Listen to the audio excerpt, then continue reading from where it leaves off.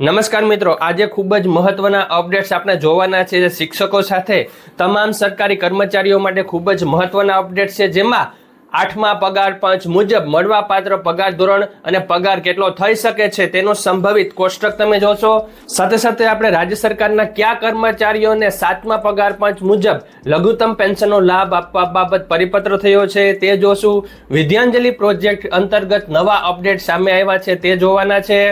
ત્યારબાદ દરેક જિલ્લામાં બનશે નવા સાયન્સ સેન્ટર, તેનો પરિપત્ર કરી દેવામાં આવ્યો છે. તો તે શું છે તે પણ આપણે આ વિડીયોમાં જોવાનું છે.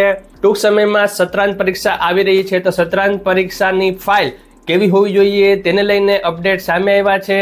ફાઇલ સામે આવી છે તે તમે જોઈ શકશો. અને ત્યારબાદ જે નવા તાલુકા બનવાપાત્ર થયા છે રાજ્યમાં, તેમાં જ્યારે પણ તાલુકા બને છે ત્યારે તેમાં વર્ગ 3 અને વર્ગ 4ના કર્મચારીઓને એક વિકલ્પ આપવામાં આવે છે. તો તેનું ઓફિશિયલ પરિપત્ર, વિકલ્પ ફોર્મ, તમામ માહિતી મેળવશું. અને છેલ્લે આપણે જ્યારે મેડિકલની દરખાસ્ત કરવાની થતી હોય છે, એટલે કે મેડિકલની રજા બાબત દરખાસ્ત કરવાની થતી હોય છે સરકારી કર્મચારીઓને, ત્યારે તેના ફોર્મ્સ કેવા હોય છે, તેના પ્રમાણપત્રો પત્રકો કેવા હોય છે, તે ઓફિશિયલ પરિપત્ર સાથે આપણે જોશું. સરકારી કર્મચારીઓ માટે તમામ અપડેટ્સ આપણે જોવાના છે, તો વિડીયો સ્કીપ ન કરતા છેલ્લે સુધી વિડીયો જરૂર જોજો.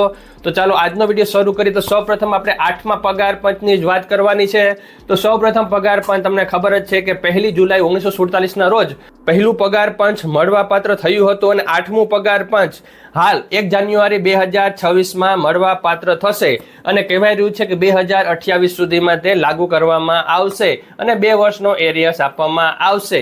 હવે આપણે જોઈએ કે જે મુજબ જે માહિતી મળવાપાત્ર થઈ છે તે મુજબ તેનો પગાર ધોરણ એટલે કે સ્કેલ કેટલો ઉપર જશે, તો તે પત્રક પણ તમે અહીંયા જોઈ શકો છો. જેમાં લેવલ 1 થી લઈ બેઝિક સેલરી અત્યારે 7મા પગાર પંચ મુજબ જે છે તેમાંથી 8મા પગાર પંચ મુજબ સેલરી કેટલી વધી જશે તે મુજબ લેવલ 18 સુધીની માહિતી આપવામાં આવી છે. જે પગાર વધારો છે એ ફિટમેન્ટ ફેક્ટર 2.46ના આધારે સંભવિત મળવાપાત્ર પગાર વધારો અહીંયા જોવા મળી રહ્યો છે. ફરીથી કહું છું, આ ઓફિશિયલ નથી, આ અનઓફિશિયલ છે, પરંતુ એક માહિતી માટે આ પત્રક આપણે જોઈ રહ્યા છીએ. ત્યારબાદનો જે પગાર વધારો છે તેમાં એક લેવલને લઈને પગાર વધારો કેટલો થશે તે હવે ગણતરી આપણે જોઈ રહ્યા છીએ.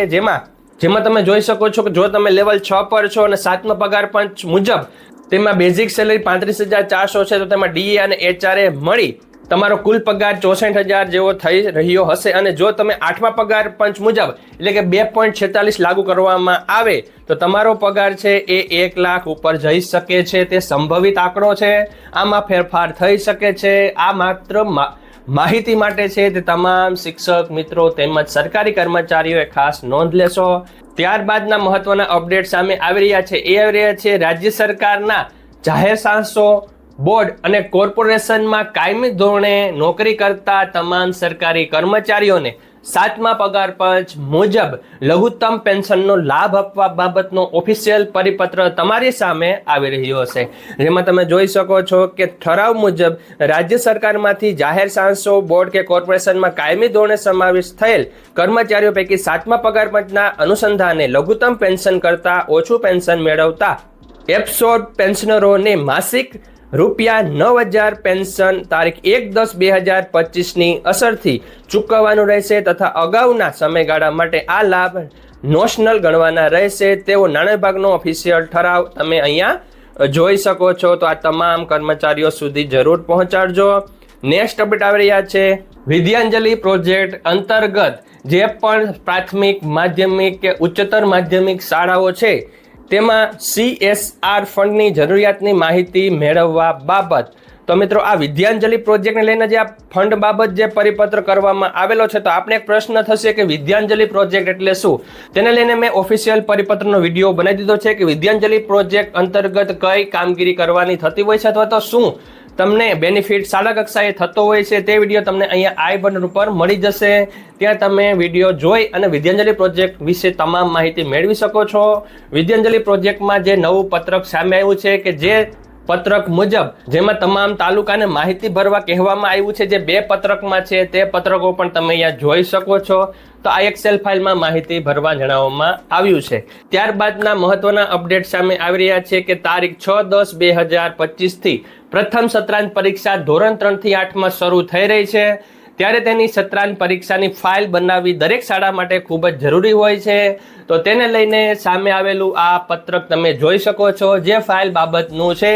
પ્રથમ પૃષ્ઠ, જે મુખ્ય પૃષ્ઠ કહેવામાં આવે છે, તે જોઈ શકો છો. પરીક્ષાની સમિતિ, પરીક્ષા લક્ષી કામગીરીની ફાળવણી, ધોરણવાર રજિસ્ટર સંખ્યા, સત્રાંત પરીક્ષા કાર્યક્રમ, પરીક્ષાની બેઠક વ્યવસ્થા, પરીક્ષામાં ગેરહાજર બાળકોની માહિતી, પરીક્ષા જે તારીખ વાઇઝ અને વિષય વાઇઝ આપવામાં આવેલી છે. ત્યારબાદ નિરીક્ષણ કાર્યનું આયોજન કરવામાં આવતું હોય છે. જે શિક્ષક હોય છે તેનું નામ અને તેમની સહી લેવામાં આવતી હોય છે, તે અહીંયા જોઈ શકો છો. અને પેપર તપાસણીનું આયોજન પણ કરી દેવામાં આવ્યું છે, જેમાં પરીક્ષા પેપરની સંખ્યા, પરીક્ષામાં પરીક્ષકનું નામ, જે પેપર લઈ રહ્યા છે જે તે વિષય શિક્ષકનું નામ, તમામ માહિતી તમે અહીંયા ભરી શકો છો.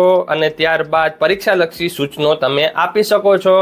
તો આ તૈયાર કરનાર શિક્ષકશ્રીને પણ ખૂબ ખૂબ ધન્યવાદ. અને આ છે ફાઇલ તમને ટેલિગ્રામ ચેનલ પર મળી જશે, ક્યાંક તમે PDF સ્વરૂપે ડાઉનલોડ કરી તમારા શાળામાં ઉપયોગ કરી શકો છો. ત્યારબાદના નેક્સ્ટ અપડેટ આવી રહ્યા છે, એ આવી રહ્યા છે જિલ્લા કક્ષાએ સાયન્સ સેન્ટર શરૂ કરવા બાબત. હા મિત્રો, રાજ્ય કક્ષાએ તો સાયન્સ સેન્ટર છે તે ખૂબ જ સરસ મજાનું બનાવવામાં આવેલું છે, ત્યારે જિલ્લા કક્ષાએ પણ તેને શરૂ કરવા બાબત ઓફિશિયલ પરિપત્ર કે માહિતી માંગવામાં આવી છે, તે તમે જોઈ શકો છો. આ પરિપત્ર પ્રમાણે કેટલા ઓરડાની જરૂર પડશે, કેટલી જગ્યાની જરૂર પડશે, તેની માહિતી માંગવામાં આવી છે. ત્યારબાદના નેક્સ્ટ અપડેટ આવી રહ્યા છે, એ આવી રહ્યા છે તાલુકા વિભાજનમાં વર્ગ 3 અને વર્ગ 4ના કર્મચારીઓને વિકલ્પ આપવા બાબત. તમને ખબર છે કે થોડા સમય પહેલા રાજ્ય સરકારે જે તાલુકાના વિભાજન કરવામાં આવેલા હતા તે તમે જોઈ શકો છો, જેમાં 17 તાલુકાઓનું વિભાજન કરવામાં આવેલું છે. ત્યારે બનાસકાંઠાથી એક પરિપત્ર સામે આવ્યો છે, જે તમે પરિપત્ર જોઈ શકો છો, જેમાં વિષય છે બનાસકાંઠા જિલ્લાનું વિભાજન થતા નવા જિલ્લામાં જવા માંગતા વર્ગ 3 અને વર્ગ 4ના કર્મચારીઓને ફાળવવાના કામે જિલ્લા પસંદગીના વિકલ્પ અભિપ્રાય મેળવવા અંગે, જેની માહિતી 7 દિવસમાં મેળવી જિલ્લા કક્ષાએ નિયમાનુસાર વર્ગ 3 અને વર્ગ 4ના કર્મચારીશ્રીઓની જિલ્લા વિભાજન અન્વયે કાર્યવાહી હાથ ધરવાની રાખશો, તેવી વાત કરવામાં આવી છે. હવે આપણે વિકલ્પ ફોર્મ પણ જોઈ લઈએ કે વિકલ્પ ફોર્મ કઈ રીતનું હોય છે. તો તમે વિકલ્પ ફોર્મ નમૂનો જોઈ શકો છો કે વિકલ્પનો જિલ્લો, કર્મચારીનું નામ, હોદ્દો અને તે કોષ્ટકમાં આપવામાં આવેલું છે કે હું બનાસકાંઠા જિલ્લાના મહેકમે રહેવા માંગુ છું, કે હું નવા રચાયેલા વાવ કે થરાદ જિલ્લાના મહેકમે રહેવા માંગુ છું. તો આ રીતનું વિકલ્પ ફોર્મ આપવામાં આવતું હોય છે. તો આ રીતના વિકલ્પ ફોર્મ આપણે ભરવાના થતા હોય છે વર્ગ 3 અને વર્ગ 4ના કર્મચારીઓને. ત્યારબાદના મહત્વના અપડેટ આવી રહ્યા છે, એ આવી રહ્યા છે 2023ના પરિપત્ર સાથે. હા મિત્રો, આ ખૂબ જ મહત્વનો પરિપત્ર છે કે જ્યારે આપણે મેડિકલ દરખાસ્ત કરીએ છીએ એક સરકારી કર્મચારી તરીકે, ત્યારે આપણે કયા કયા પત્રકો અને ફોર્મ્સ ભરવાના થતા હોય છે. તો તે પરિપત્ર આપણે સૌપ્રથમ જોઈ લઈએ, ત્યારબાદ આપણે પત્રક અને ફોર્મ્સ પણ જોશું. તો તમારી સામે પરિપત્ર આવી રહ્યો છે, જેમાં તમે જોઈ શકો છો જે પાટણ જિલ્લાનો છે, જેમાં તબીબી કિસ્સામાં દરખાસ્ત મોકલી આપવા બાબત, જેમાં તબીબી કિસ્સામાં બદલી માટેની દરખાસ્ત રજૂ કરતી વખતે પત્રકમાં નીચે મુજબની વિગતો દર્શાવવાની રહેશે, તે વિગતો આપવામાં આવેલી છે. અને તબીબી દરખાસ્ત નીચે જણાવેલ ક્રમ મુજબના આધાર પુરાવા ક્રમબદ્ધ ગોઠવી રજૂ કરવાના રહેશે, તે આધાર પુરાવા પણ તમે જોઈ શકો છો. સાથે સાથે આપણે ગાંધીનગર જિલ્લાનો તબીબી કારણોસર બદલીની દરખાસ્ત રજૂ કરવા અંગેની સૂચનાનો પરિપત્ર પણ તમે જોઈ શકો છો.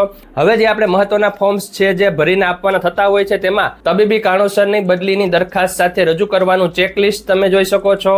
સાથે સાથે મેડિકલ બોર્ડનો અભિપ્રાય પત્રક 2 અને તપાસ કે બાકી લેણા અંગેનું પ્રમાણપત્ર સાથે શિક્ષક કે વિદ્યા સહાયકે તબીબી સારવારના કારણોસર બદલી માંગણીના ચેકલિસ્ટ મુદ્દા નંબર 6ના સમર્થન માટે રજાની વિગતોનું પત્રક પણ તમે અહીંયા જોઈ શકો છો. આ તમને ટેલિગ્રામ ચેનલ પર મળી જશે. ટેલિગ્રામ ચેનલ ઉપર 1000થી પણ વધારે શિક્ષક મિત્રો જોડાયેલા છે, તો તમે પણ જોડાવ, કેમ કે ત્યાં તમને ઓફિશિયલ પત્રકો મળતા રહે છે. ત્યારબાદ વિડીયોમાં તેને સમજાવવામાં આવતા હોય છે. તો ટેલિગ્રામ ચેનલની લિંક નીચે ડિસ્ક્રિપ્શનમાં છે, ત્યાંથી તમે જોઈન પણ કરી શકો છો. આજનો વિડીયો કેવો લાગ્યો જરૂર કહેજો. વિડીયો ગમે તો લાઈક કરી દેજો, ચેનલ સબસ્ક્રાઇબ કરી બેલ આઇકોન દબાવી દેજો, જેથી કરીને નવા નવા અપડેટ્સ મળતા રહે. Thank you very much. જય શ્રી કૃષ્ણ.